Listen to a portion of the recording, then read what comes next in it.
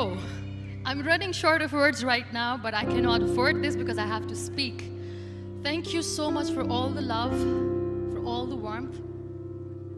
Thank you for accepting me. Thank you very much.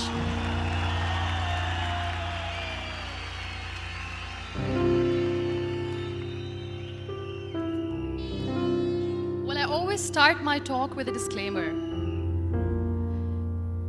And that disclaimer is that I've never claimed to be a motivational speaker. Yes, I do speak, but I feel more like a storyteller because wherever I go, I share a story with everyone. Well, it is a story of a woman whose perfectly imperfect life made her who and what she is today. It's the story of a woman who, in pursuit of her dreams and aspirations, made other people realize that if you think that your life is hard and you're giving up on that because you think your life is unfair, think again.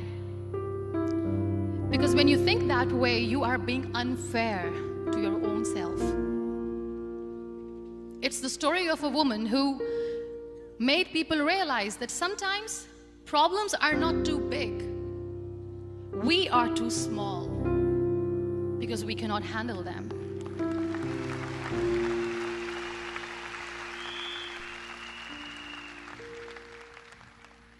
It is the story of a woman who with time realized the real happiness doesn't lie in success, money, fame. It lies within. Real happiness lies in gratitude. So I am here and I'm going to share the story of that woman. That is my story. The story of gratitude.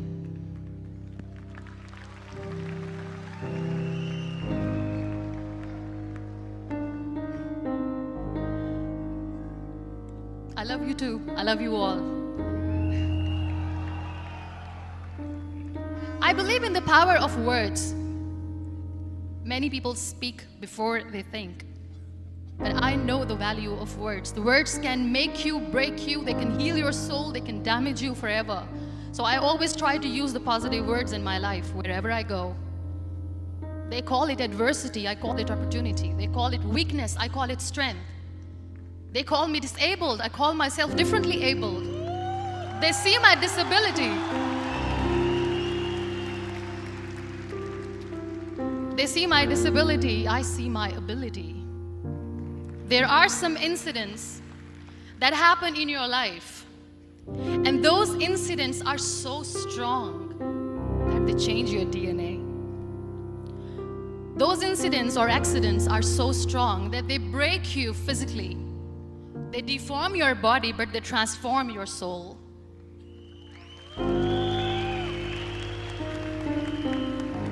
Those incidents break you, deform you, but they mold you into the best version of you. And the same thing happened to me. And I'm going to share what exactly happened to me. I was 18 years old when I got married. And this thing I'm sharing for the very first time on an international level. I was 18 years old when I got married. I belonged to a very conservative family, a Baloch family, where good daughters never say no to their parents. My father wanted me to get married. And all I said was, if that makes you happy, I'll say yes. And of course, it was never a happy marriage. Just about after 2 years of getting married, about 9 years ago, I met a car accident. Somehow my husband fell asleep and the car fell in the ditch. He managed to jump out, saved himself. I'm happy for him. But I stayed inside the car and I sustained a lot of injuries. The list is a bit long. Don't get scared. I'm perfectly fine now. Radius ulna of my right arm were fractured. The wrist was fractured. Shoulder bone and collarbone were fractured. My whole rib cage got fractured. And because of the rib cage injury, lungs and liver were badly injured. I couldn't breathe. I lost urinary bowel control. That's why I have to wear the bag wherever I go. But that injury that changed me and my life completely as a person and my perception towards living my life was the spine injury. 3 vertebrae of my backbone were completely crushed, and I got paralyzed for the rest of my life. So this accident took place in a far-flung area in the outskirts of a very small province, Balochistan, where there was no first aid, no hospital, no ambulance. I was in the middle of nowhere in that toppled car. Many people came to rescue. They gave me CPR. They dragged me out of the car. And while they were dragging me out, I got the complete transection of my spinal cord. And now there was this debate going on. Should we keep it here? She's going to die. Where should we go? There is no ambulance. There was this 4-wheeler Jeep standing in the corner of the street. They said, put her in the back of the Jeep and take her to the hospital, which is 3 hours away from this place. And I still remember that bumpy ride. I was all broken. They threw me at the back of the Jeep and they rushed me to the hospital. That is where I realized that my half body was fractured and half was paralyzed. I finally ended up in a hospital where I stayed for 2.5 months. I underwent multiple surgeries. Doctors have put a lot of titanium in my arm. There's a lot of titanium at my back to fix my back. That's why people in Pakistan call me the Iron Lady of Pakistan. Sometimes I wonder how easy it is for me to describe all this all over again. And somebody has rightly said that when you share your story and it doesn't make you cry, that means you have healed.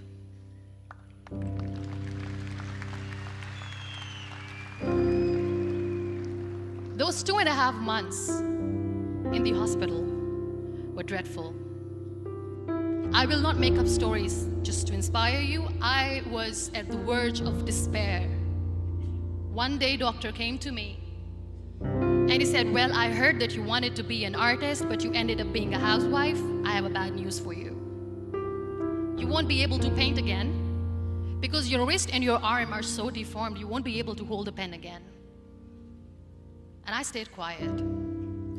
Next day, doctor came to me and said, your spine injury is so bad, you won't be able to walk again. I took a deep breath and I said, it's all right. The very next day, doctor came to me and said, because of your spine injury and the fixation that you have in your back, you won't be able to give birth to a child again. That day, I was devastated. I still remember, I asked my mother, why me? And that is where I started to question my existence. Why am I even alive? What's the point of living? I cannot walk, I cannot paint, fine, I cannot be a mother. And we have this thing in our heads, being women, that we are incomplete without having children. I am going to be an incomplete woman for the rest of my life. What's the point? People are scared. They think I will get divorced. What is going to happen to me? Why me? Why am I alive? We all try to chase this tunnel. We all do this because we see light in the end of the tunnel, which keeps us going. My dear friends, in my situation, there was a tunnel that I had to roll on, but there was no light. And that is where I realized that the words have the power to heal the soul. My mother said to me, this too shall pass. God has a greater plan for you. I don't know what it is, but He surely has.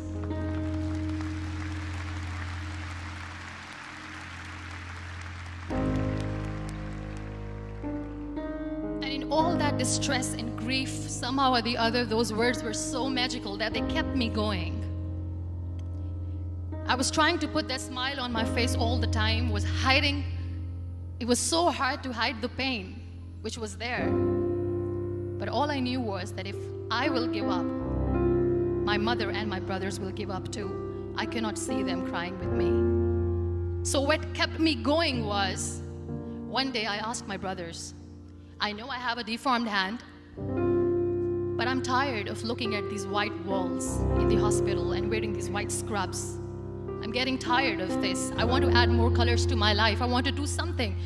Bring me some colors, bring me some small canvas. I want to paint. So the very first painting I made was on my deathbed, where I painted for the very first time. It was not just an art piece or just my passion. It was my therapy. What an amazing therapy it was. Without uttering a single word, I could paint my heart out. I could share my story. People used to come and say, what lovely painting, so much color. Nobody could see the grief in it. Only I could. So that's how I spent 2.5 months in my hospital, crying, never complaining or whining, but painting. And then I was discharged, and I went back home. And I went back home, and I realized that I have developed a lot of pressure ulcers on my back and on my hip bone. I was unable to sit. There were a lot of infections in my body, a lot of allergies. So doctors wanted me to lie down on the bed straight for not 6 months, for not 1 year, for 2 years. I was bedridden, confined in that one room, looking outside the window, listening to the birds chirping, and thinking maybe there will be a time when we'll be going out with the family and enjoying the nature. That was the time where I realized how lucky people are, but they don't realize. That is the time where I realized that the day I'm going to sit, I'm going to share this pain with everyone to make them realize how blessed they are, and they don't even consider them lucky. There are always turning points in your life. There was a rebirth day that I celebrated. After 2 years and 2.5 months, when I was able to sit on a wheelchair, that was the day when I had the rebirth. I was a completely different person. I still remember the day I sat on the wheelchair for the first time, knowing that I'm never going to leave this, knowing that I won't be able to walk for the rest of my life. I saw myself in the mirror and I talked to myself. And I still remember what I said. I cannot wait for a miracle to come and make me walk. I cannot sit in the corner of the room crying, cribbing, and begging for mercy because nobody has time. So I have to accept myself the way I am. The sooner the better. So I applied lip color for the first time.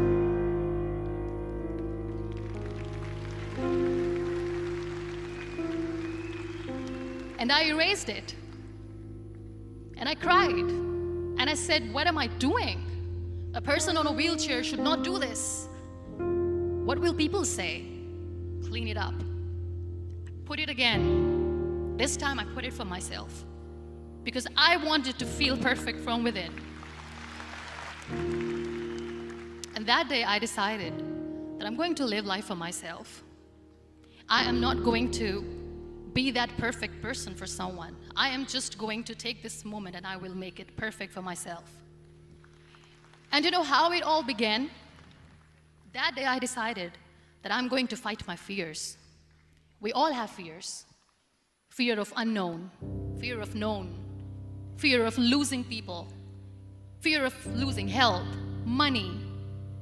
We want to excel in career, we want to become famous, we want to get money. We are scared all the time. So I wrote down one by one all those fears. And I decided that I'm going to overcome these fears one at a time. You know what was my biggest fear? Divorce. I couldn't stand this word. I was trying to cling on to this person who didn't want me anymore, but I said no. I have to make it work. But the day I decided that this is nothing but my fear, I liberated myself by setting him free. And I made myself emotionally so strong that the day I got the news that he's getting married, I sent him a text that I'm so happy for you and I wish you all the best. And he knows that I pray for him today.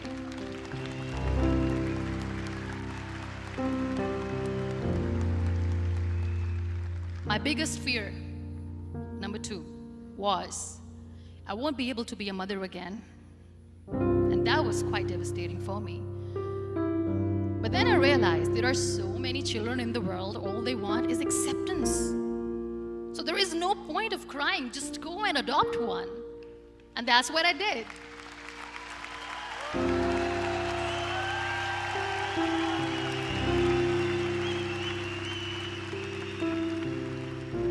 I gave my name in different organizations, different orphanages. I didn't mention that I'm on a wheelchair, dying to have a child.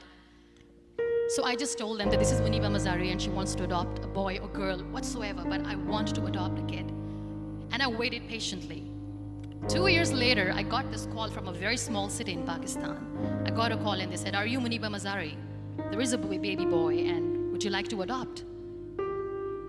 And when I say yes, I could literally feel the labor pain. I said, yes, I am going to adopt him. I am coming to take him home.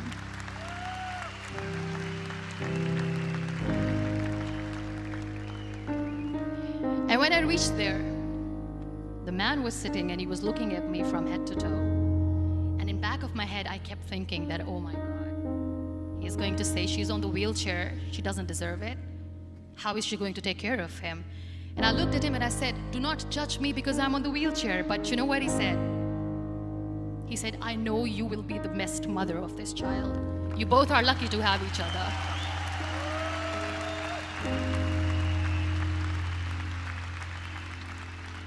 And that day, I was 2 days old, and today he's 6.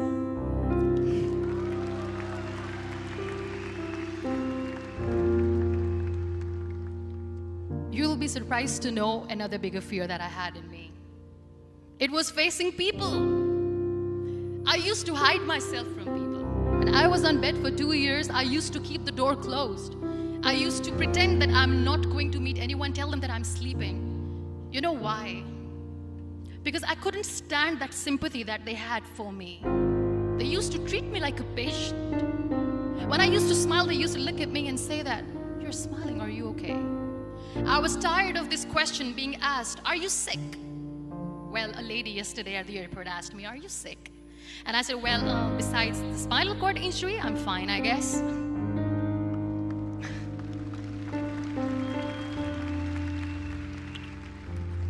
But those are really cute questions. They never used to feel cute when I was on the bed.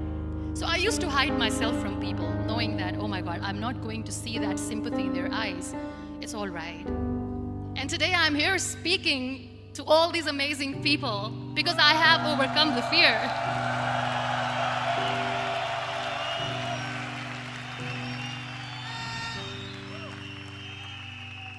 You know, when you end up being on the wheelchair, what's the most painful thing? That's another fear that people on the wheelchair, or the people who are differently abled, have in their hearts, but they never share. I'll share that with you. The lack of acceptance. People think that they will not be accepted by the people because we, in the world of perfect people, are imperfects. So I decided that instead of starting an NGO for disability awareness, which I know will not help anyone, I started to appear more in public. I started to paint. I always wanted to. I have done a lot of exhibitions. I'm Pakistan's first wheelchair-bound artist. I have done a lot of modeling campaigns, different campaigns for brands like Tony and Guy.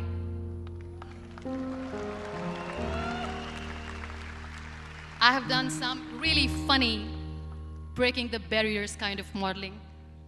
There was this one by the name Clown Town where I became a clown because I know that clowns have hearts too.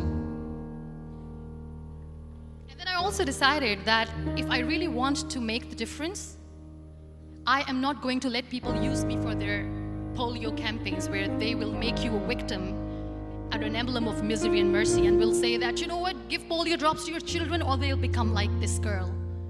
I decided that I'm going to join the national TV of Pakistan as an anchor person, and I've been doing a lot of shows for the last 3 years.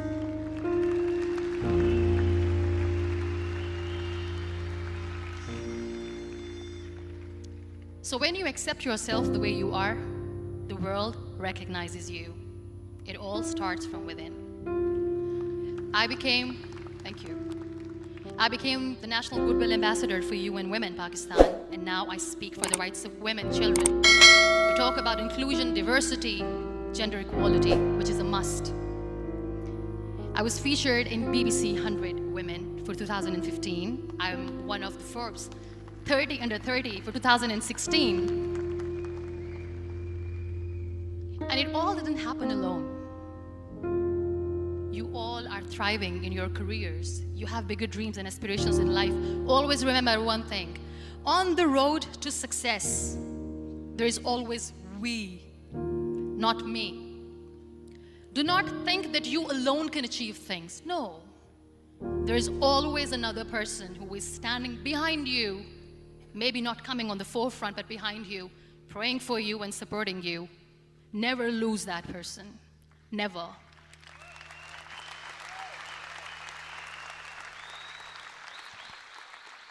No matter how much I say that I couldn't find a hero, so I became one, I still want to recognize those 3 people in my life who literally changed my life completely, and I get inspiration from them every single day.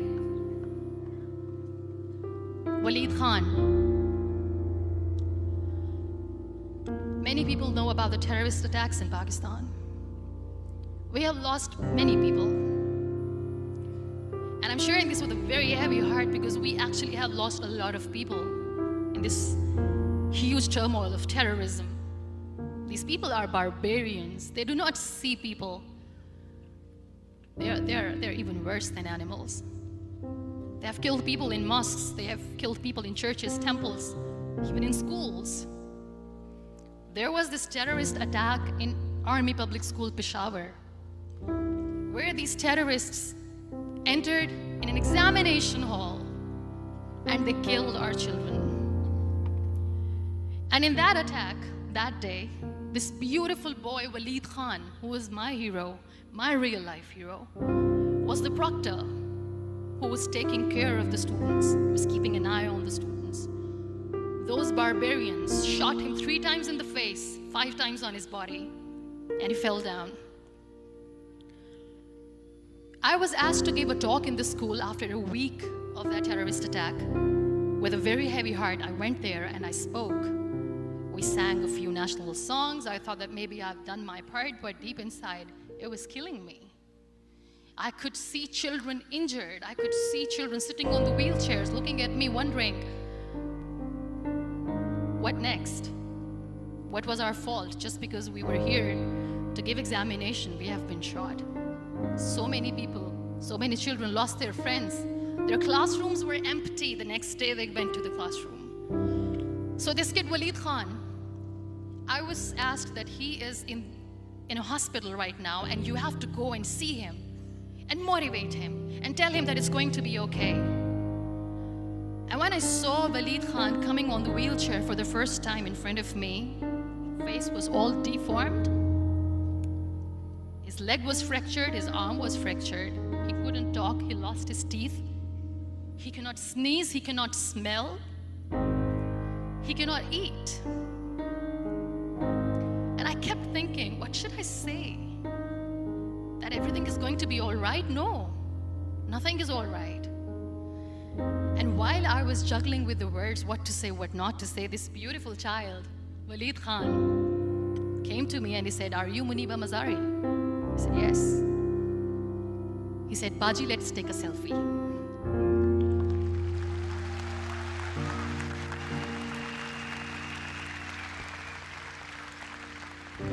And with that beautiful, toothless smile of Waleed Khan, we took that beautiful selfie that I still have with me. I don't share that here because he was in a very bad shape that time. And that is where I realized that when I was thinking too much about his deformities, he's happy with himself. He doesn't even care. Because today he goes in the same school, and when somebody asks him that what happened to your face, why so many scars, you know what he says? "These scars are my medals and I wear them with pride."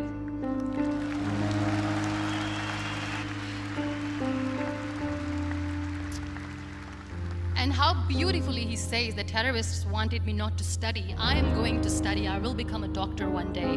And this is my way of taking revenge. from those terrorists. Another real-life hero, of course, my son. His name is Nile, N-I-L-E, River Nile. I learned so much from this kid. The first and foremost thing is patience.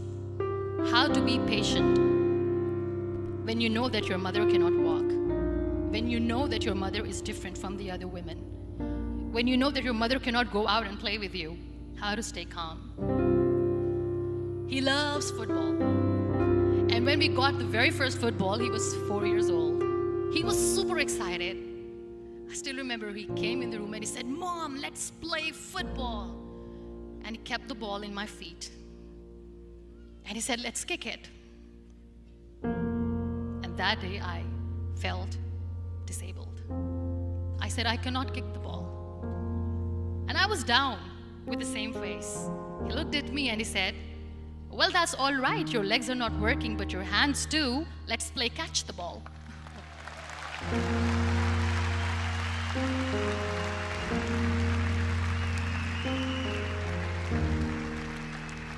You know what? That day he made me realize that when you think your glass is half empty, come on, your glass is half full. It's all in here and here. Last but not least, the woman who made me realize that heroes have no gender. The woman who believed in me even when I was completely at the verge of despair, where everybody left, she was there. And every time I looked at her, without saying anything, she used to look at me and said, "This too shall pass. God has a bigger plan. And one day you will say that, oh my God, that is why God has chosen me." She never cried in front of me. She has always said that there will be haters, there will be naysayers, there will be disbelievers, and then there will be you proving them wrong. My mother.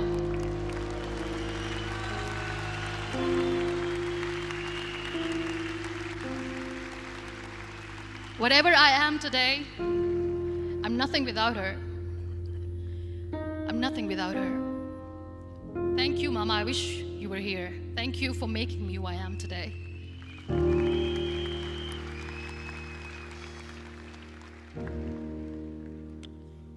You know what? We human beings have a problem. Out of many problems, there is one more, and this is self-created one. We always expect ease from life. We have this amazing fantasy about life. This is how things should work. This is my plan. It should go as per my plan. If that doesn't happen, we give up. So my dear friends, let me tell you one thing. I never wanted to be on the wheelchair. Never thought of being on the wheelchair. I was always aspiring to do bigger things, but had no idea that for that I have to pay the price to be where I am today. It's a very heavy price. This life is a test and a trial, and tests are trials are never supposed to be easy. So when you are expecting ease from life, and life gives you lemons, then you make the lemonade, and then do not blame life for that, because you were expecting ease from a trial. Trials make you a stronger, better person. Life is a trial, and with time you realize that.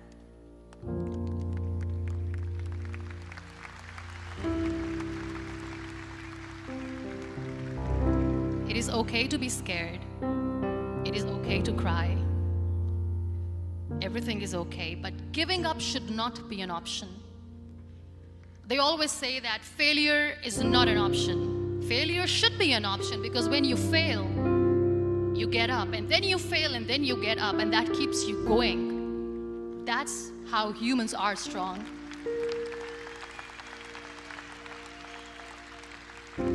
Failure is an option, should be an option, but giving up is not. Never. We have this thing in minds. We call it perfection. We want everything perfect. We want ourselves to be perfect. There is this image in our head about everything. Perfect life, perfect relationships, perfect career, perfect amount of money that we need to earn no matter what. Nothing is perfect in this world. We all are perfectly imperfect, and that is perfectly all right. That's all right. We were sent here not to become the perfect people. Those people who tell you how to look perfect, even those people are imperfect. Trying to fight this fear of looking imperfect. I used to be perfect. I still remember. I got this compliment years ago when I used to walk. Oh my God, look at you. You're fair, you're tall, you're perfect. Look at me now. You're still perfect. Only the perfect eyes can see that.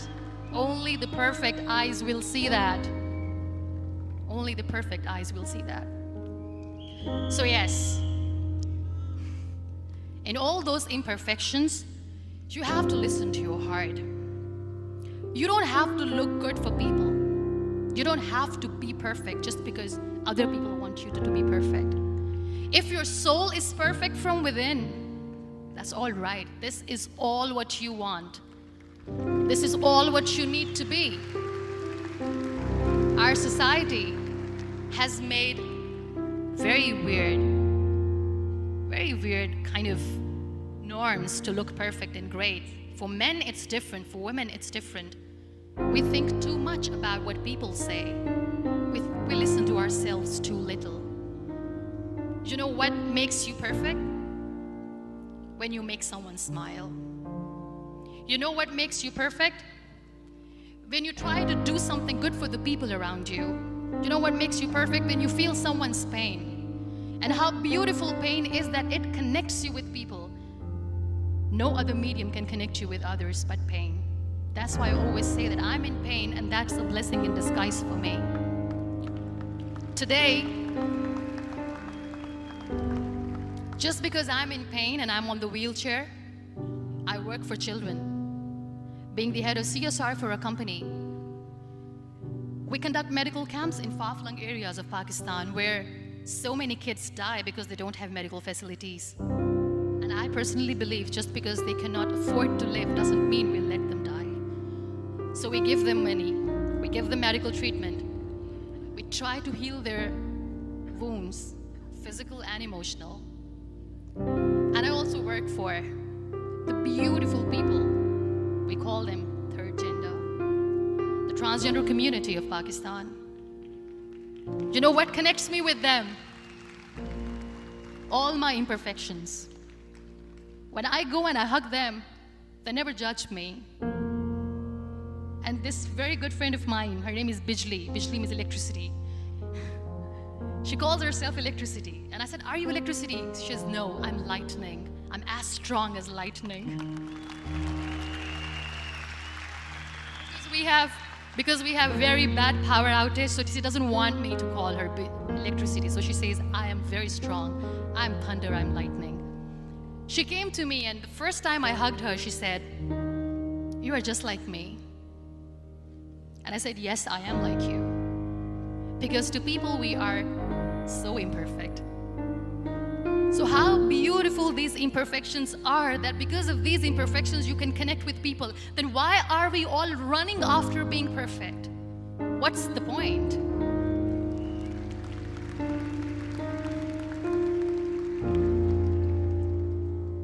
Every time I go in public, I always smile. There's always a big toothy smile on my face, and people ask me, don't you get tired of smiling all the time? What's the secret? I always say one thing, that I have stopped worrying about the things that I have lost, the people that I have lost. Things and people who were meant to be with me are with me. And sometimes, somebody's absence makes you a better person. Cherish their absence. It's always a blessing in disguise. I always say that people are so lucky they don't even realize. You must be thinking, okay, you're lucky in what sense? Well, the breath that you just took was a blessing. Embrace it.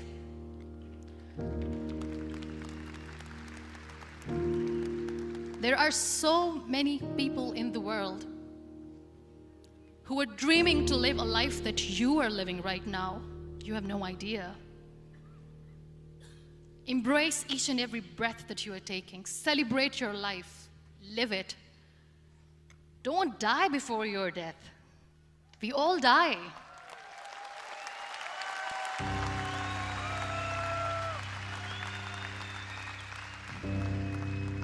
We live this one routine of a day for 75 years and we call it life.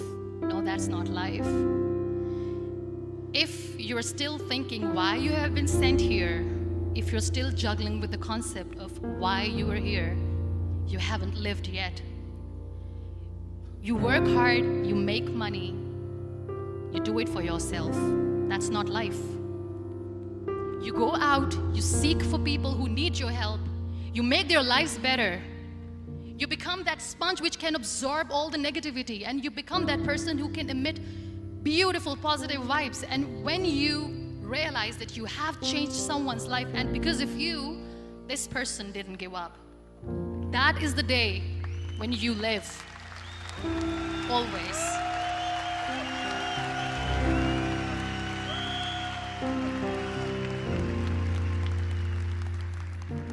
We were talking about gratitude, why I smile all the time.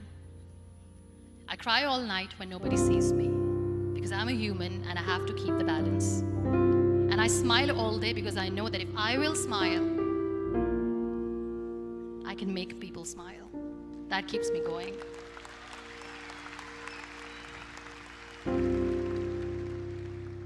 Be grateful for what you have, and you will always, always end up having more. But if you'll cry and if you'll crib for the little things that you don't have or the things that you have lost, you will never ever have enough. Sometimes we are too busy thinking about the things that we don't have that we forget to cherish the blessings that we have. I'm not saying that I'm not healthy and that makes me unlucky, but yes, it is hard.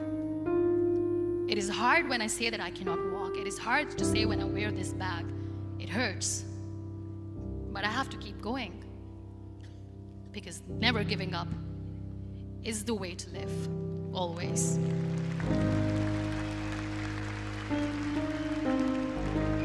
So I'll end my talk on a very short note. Live your life fully. Accept yourself the way you are. Be kind to yourself. Be kind to yourself. I'll repeat, be kind to yourself, and only then you can be kind to others. Love yourself and spread that love. Life will be hard. There will be turmoils, there will be trials, but that will only make you stronger. Never give up. The real happiness doesn't lie in money or success or fame. I have this all, I never wanted this. Real happiness lies in gratitude. So be grateful, be alive, and live every moment. Thank you so much, everyone. Thank you. I'm an icon, man. And my girl about a 10. I should fuck her in a Benz.